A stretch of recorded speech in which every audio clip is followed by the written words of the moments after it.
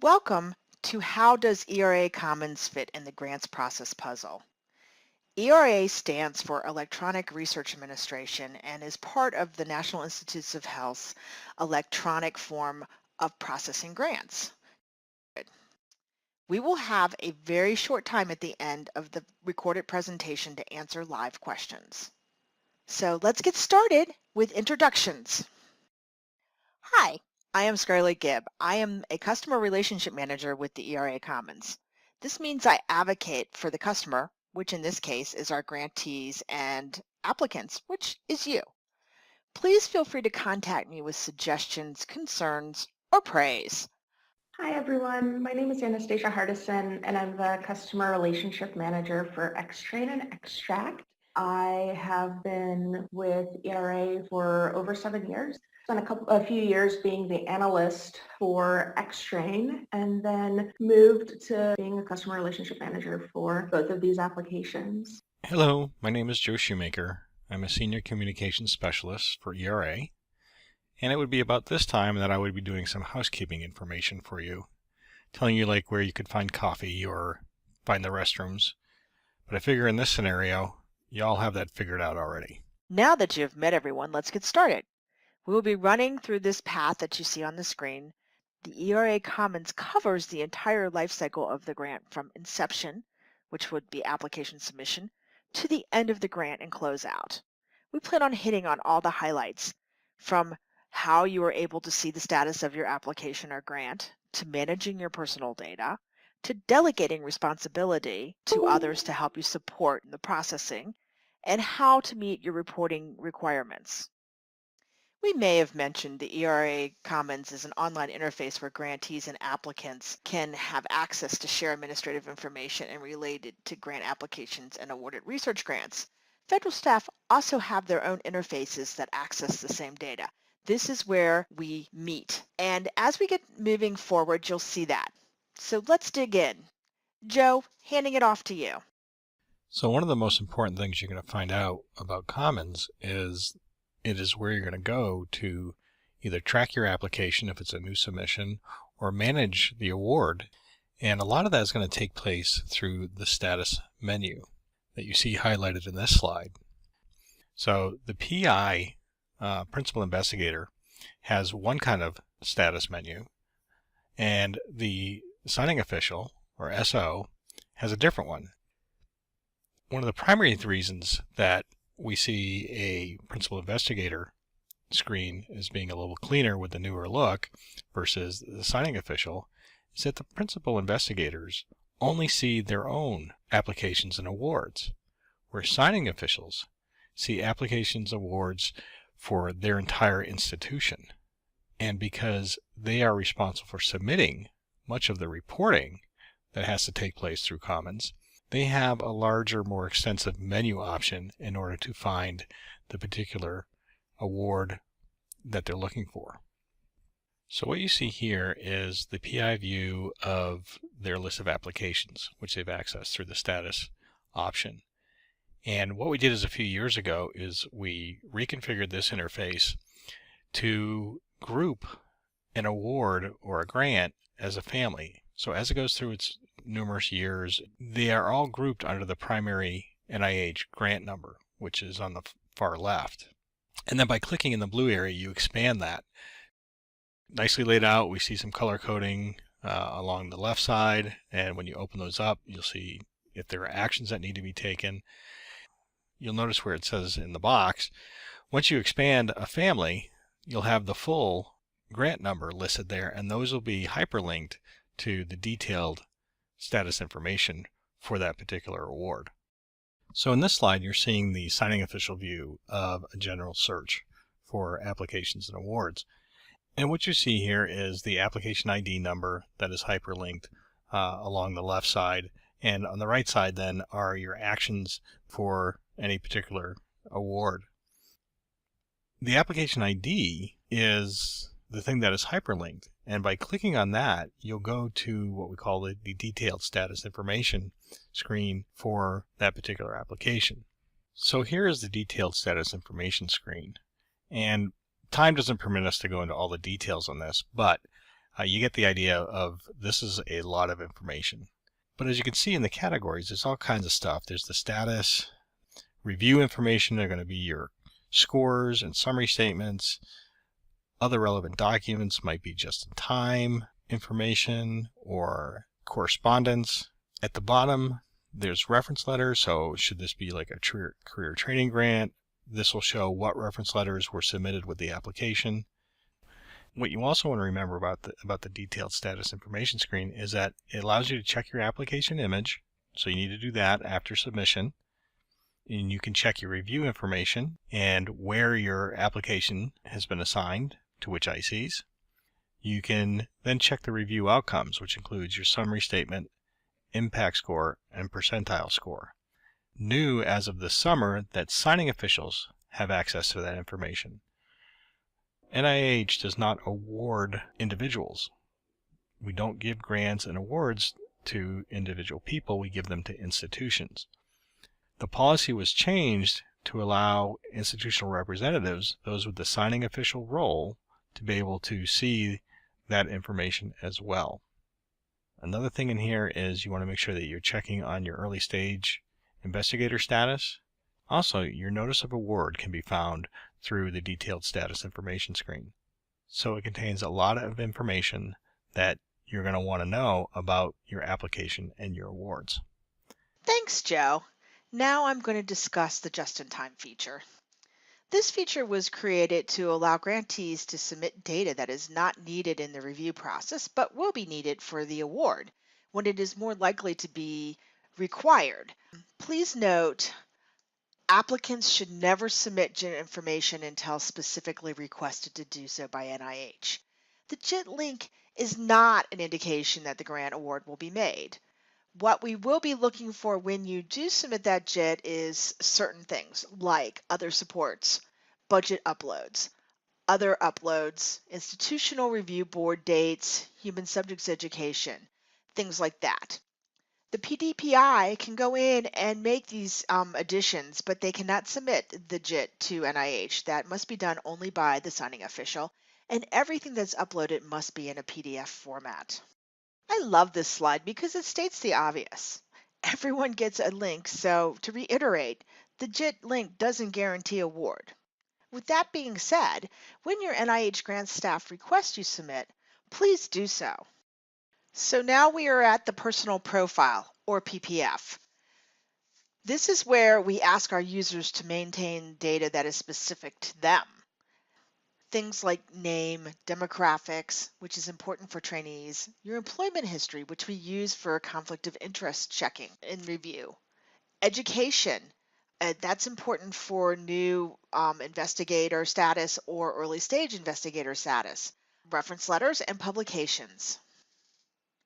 Very few staff members at NIH have access to change this. This is really up to the person who owns the personal profile to make those changes.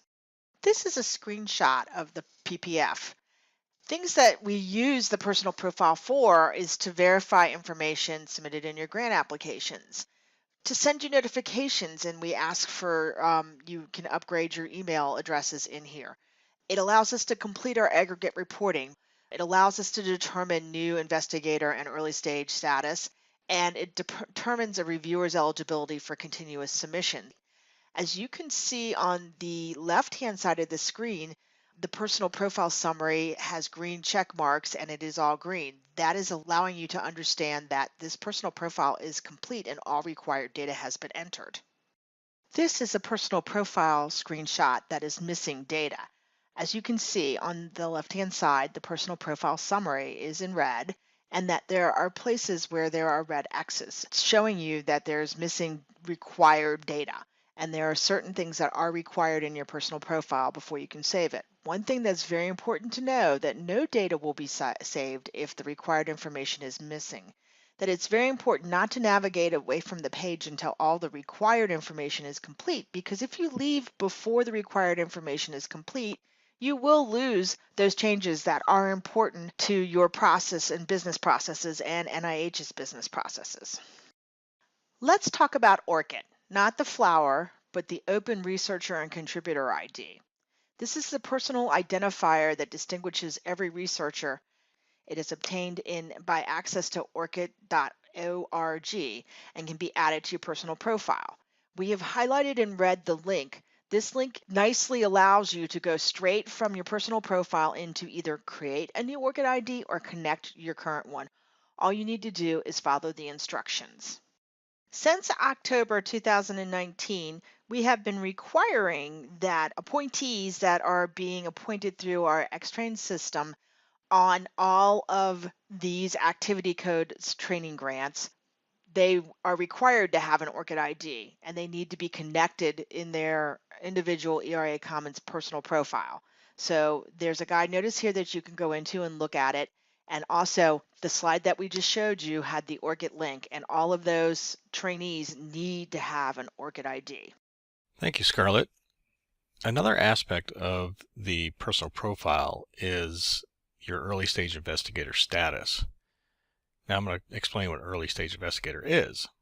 It is the status granted to an applicant who has, and I quote here, completed their terminal research degree or end of postgraduate clinical training, whichever date is later, within the past 10 years, and who has not previously competed successfully as a PDPI for a substantial NIH independent research award. The advantage of the early investigator status is that your application is grouped with other early stage investigators. So for various reasons, that extension period can go beyond those 10 years. So to make a request to extend your ESI eligibility, you're going to go to your personal profile and you're going to go to the education section. And that's what you see on this slide here on the right. Now, in order to activate the ESI extension request button, you're going to have to click the edit button to open up that section. The button will appear and you'll be able to follow it in and make the request. Your current status is displayed there at the bottom, and if you're ineligible because of time and yet you have a legitimate request to extend it, you'll be able to complete that request. So in this slide, we see the ESI extension screen on the right. But the first thing you're going to do is request the number of months that you want your extension. And it's a whole number, just plug it in there. Now, if you're requesting for an extension due to childbirth, the system's automatically going to give you 12 months. If you have a different reason for asking for extension, the Add Hiatus button is where you're going to go. And when that's clicked on, another subscreen opens up and gives you a list of options to choose from. Then below that, you'll see a green Upload button. You can provide additional support for your request by uploading documents to the request. And you can also then provide just some plain text comments below that. When all said and done, you'll either click Save, and it will not be submitted. But when you're done, you can go ahead and hit Submit, and it will be sent to the committee that reviews all these requests. And they will process it and send you a notification back as to the status of the request. Next, we're going to move on to the institutional profile. The institutional profile holds lots of important information about your organization, but is only editable by users with a signing official role. However, if you are affiliated with your organization, you can go and see the institutional profile.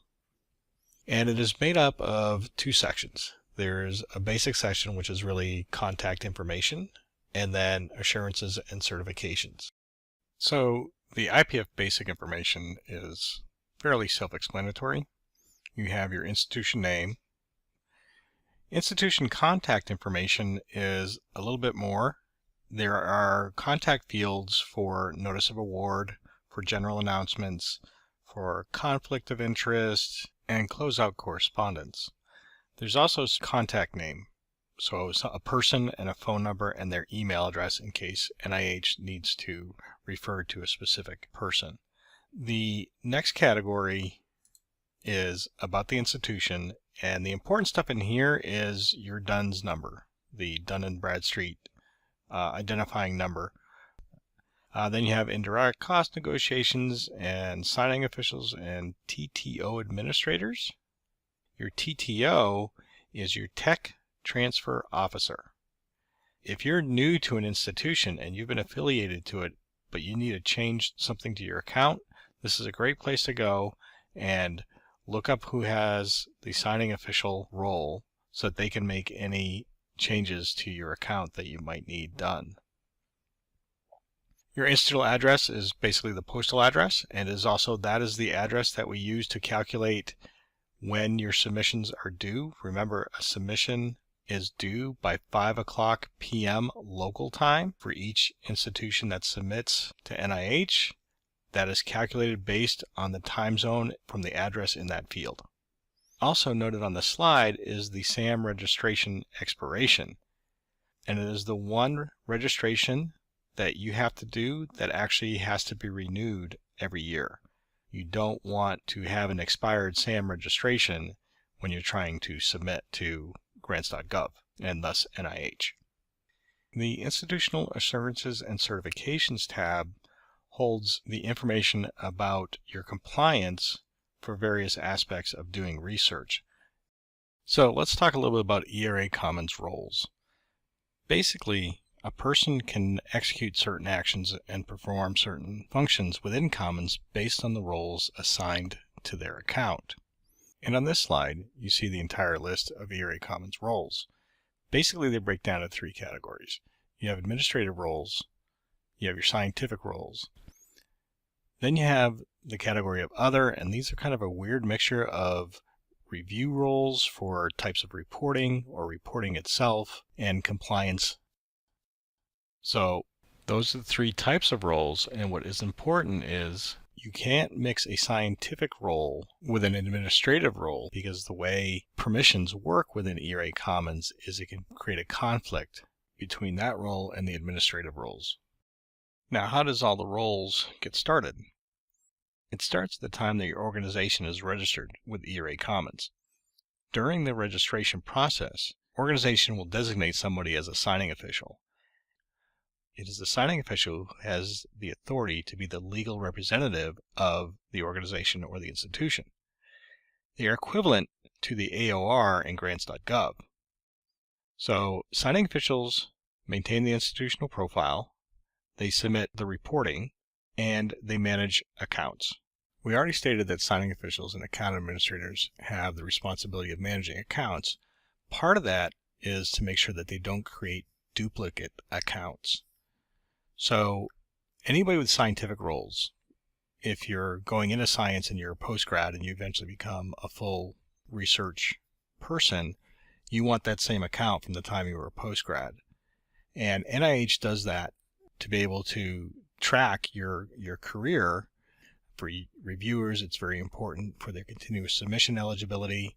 It helps determine new and early stage investigators. We've already talked about that. So signing officials and account administrators have to make sure that they're checking to see if accounts for somebody already exist. In the account management system, AMS, you can search across the entire ERA database for accounts.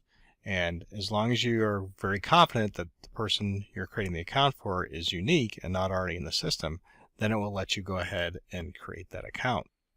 And finally, with regards to accounts, one of the things that's really important is to make sure that you have more than one signing official at your institution. Signing officials are the ones who submit the reports, and if they're not there to click the button, your reports can't go in on time. Also, in most institutions, the signing official is also the authorized organizational representative for grants.gov. And if they're not there, you can't submit applications to grants.gov. Not having additional people with that authority, NIH will not accept that as a reason for your application being submitted late. And signing officials can create other signing official accounts. You don't need anything beyond the SO role to begin with to create additional SO roles. Please make sure that before you create an account that the user does not already have one. Next, let's go ahead and turn it back over to Scarlett to talk about delegations. I am going to explain to you how you can delegate to others so they can support you in your endeavors to manage your grants and applications. We have all the delegations you see on this slide. Let's get into more of what each one means in the next slide. The first delegation we're going to speak of is progress report. The progress report delegation allows someone to work on your progress reports, your RPPR, which is your Research Performance Progress Report, or make changes in the Human Subject System, which is HSS. It allows for both of those. The progress report can be delegated either by the PI to someone within their institution or by the SOAA or AO on behalf of the PI to someone in their institution. The next delegation is sponsor. A sponsor is used in the Xtrain module for fellowships. And in this case, the SO or AA or the sponsor can assign someone to work on those for them. Next one is status. Only the PI can delegate their status to someone else. And this allows their assistant to work on their status module and see the status of their grants.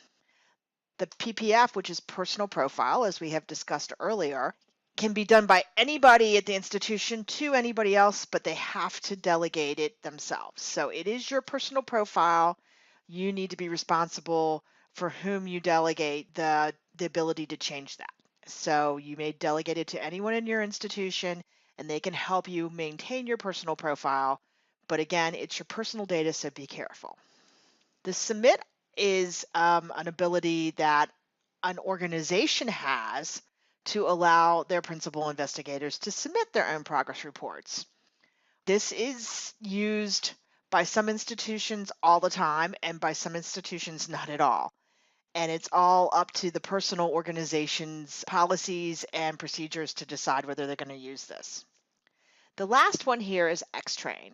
And that allows a PI or a sponsor to give the ability to work in the Xtrain and Extract modules to an assistant to help them maintain all the trainees and the appointments and the terminations.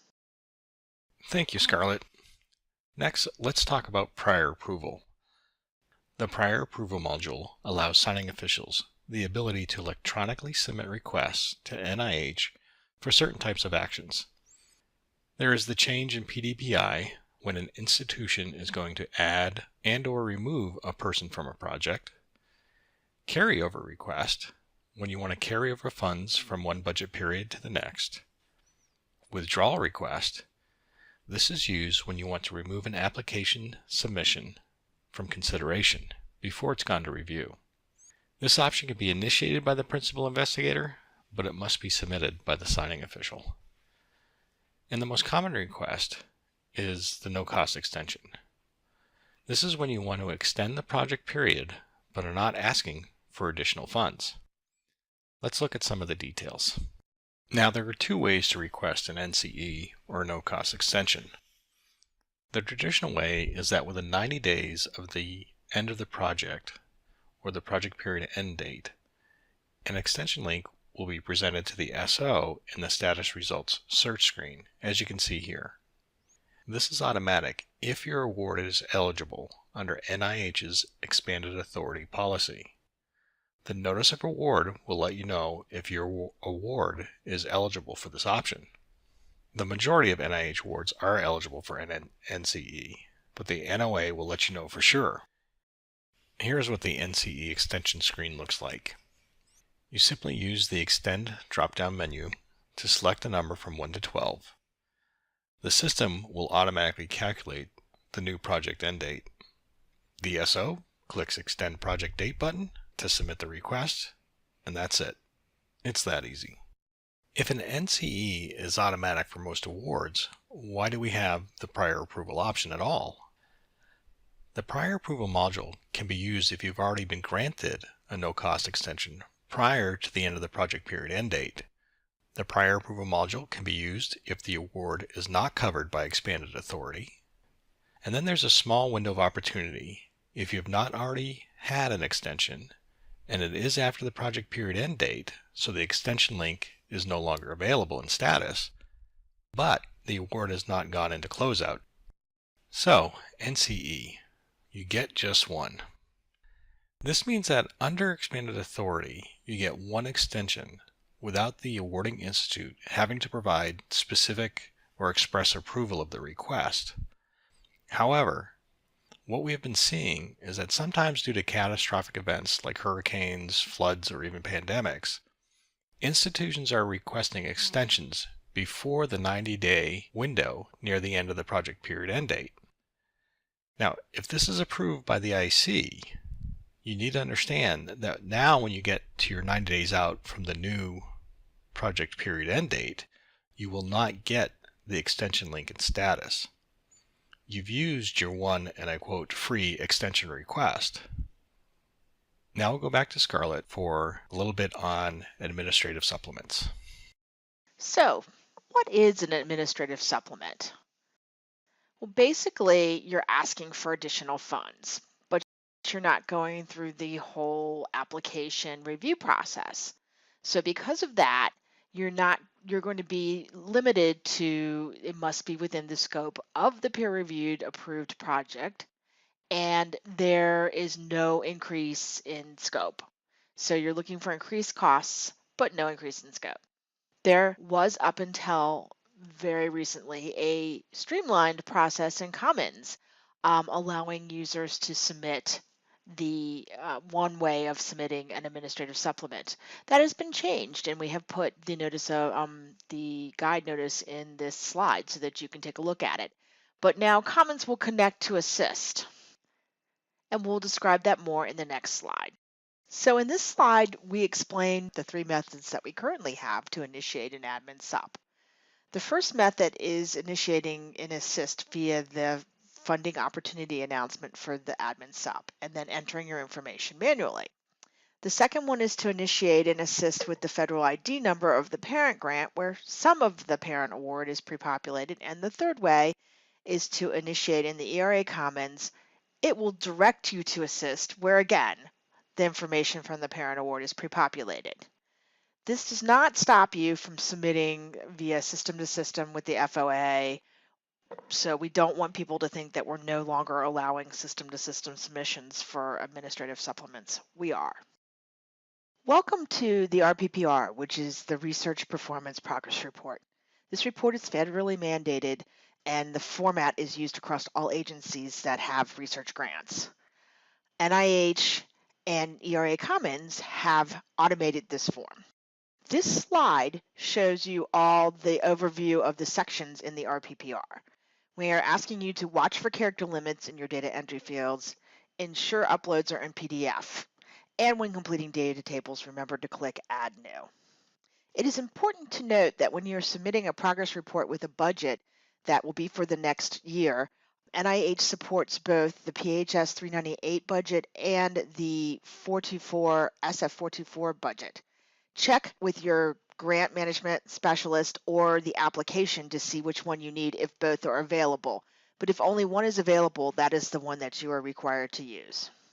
The RPPR is integrated with another eRA system, the Human Subject System.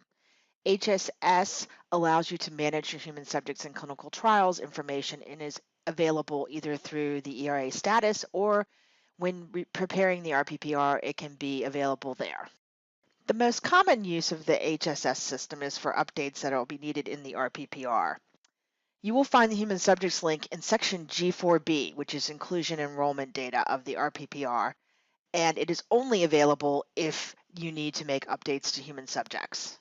A multi-year funded grant is one where the project period start and end date are the same as the budget period start and end date, and it expands over more than 1 year. In these cases, the multi-year progress reports will be found under the action column in status and not in the RPPR tab. Submitting progress reports for complex or multi-project grants, the RPPR is initiated by the PI or their delegate, and at that point, they're going to need to identify if the RPPR should contain components. If it doesn't, then components are not needed, but if it does, then the structure will be the same as originally submitted in the application. And some sections are not available on the overall component, i.e. the budget, because it folds in from the other subcomponents. and some sections are not available at the component level, i.e. participants and publications, which are reported on the overall. One of the newest features available for the RPPR is the ability now to start selecting awarded components that came from your application. Those that were submitted through the SF424 will now be carried over, and you will be able to actually pull them into your RPPR when you start them. So this will allow you to take some burden off of your setting up and allow you to synchronize with those components that were submitted in the application. Along with your annual RPPR, there are two other types of RPPRs, an interim RPPR and a final RPPR. The interims and the finals contain the exact same reporting data, so they look identical when you're creating them. The interim is due at the end of a segment where you will have a competing continuation awarded, or what we call a type 2.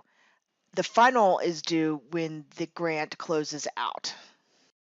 Please take time to review this slide when you have a chance about when interim RPPRs would be used and due, and what happens if they go in and out of closeout. The most significant addition to the interim and final RPPRs is the outcome sections. The really important takeaway here is that the information in the outcome sections will be publicly available, and it should be written as a high level and in plain language. Very important takeaway will be made public. Please review this slide with tips and share them with your staff so that the outcome section is filled out appropriately. It is important to know that occasionally we may need additional information on your progress report after it has been submitted. There are two ways of submitting this information. One is through the public access progress report additional materials section, which is specifically for those public applications that are not compliant with public access policy. And the second is through an agency requested PRAM. That is only available if the grants management specialist has requested additional information. The PI or the PED can enter the PRAM, but can only be submitted by the signing official or if the PI has been given the submit progress report authority. The RPPR is integrated and also utilizes publications through the National Library of Medicine system. We allow the user to report their publications through the MyBib system at NLM, and then we pull them into the progress report. It is important to know that if you have issues deleting a publication with what is called a gold lock, that you will need to contact the NIHMS help desk. The link is available. And to delete a publication with a silver lock, that you will need to contact the public access help desk, which there is an email for. Thank you, Scarlett, and congratulations to all of you as well, because we've made it to the end of the line. We're at closeout. At the end of the award, you'll need to submit 3 closeout reports: the final Research Performance Progress Report, the final RPPR, the final Federal Financial Report, FFR, and a final invention statement. You will only need to do this if your research has resulted in anything like a new device or a procedure that you want to have patented. The closeout link will appear in the status search results when the project period end date has passed and you have not submitted a Type 2 renewal application, sometimes also known as a competing continuation application. So here is the closeout search screen. Because closeout is so important, it has its very own search screen with its own variables that you can set. You really want to avoid NIH putting an award into unilateral closeout, because it usually means the closeout reports are so late, more than 120 days after the project period end date, that NIH is forced to take action. You can search by the various types of reports that need to be submitted, or by something called FRAM, which we'll talk about in a minute. So FRAM, the Final Report Additional Materials Request. Now, if you have submitted a Type 2 application, this would be called the IRAM or Interim Report Additional Materials Request. Basically, this means that the awarding IC needs clarification or additional information to complete the closeout of the award. If you get a FRAM or IRAM request, it will appear in the status screen for both the signing official and the principal investigator under the action column. Well, this concludes the presentation. Thank you so much for attending, and please don't hesitate to ask questions or contact us if you need additional help and information.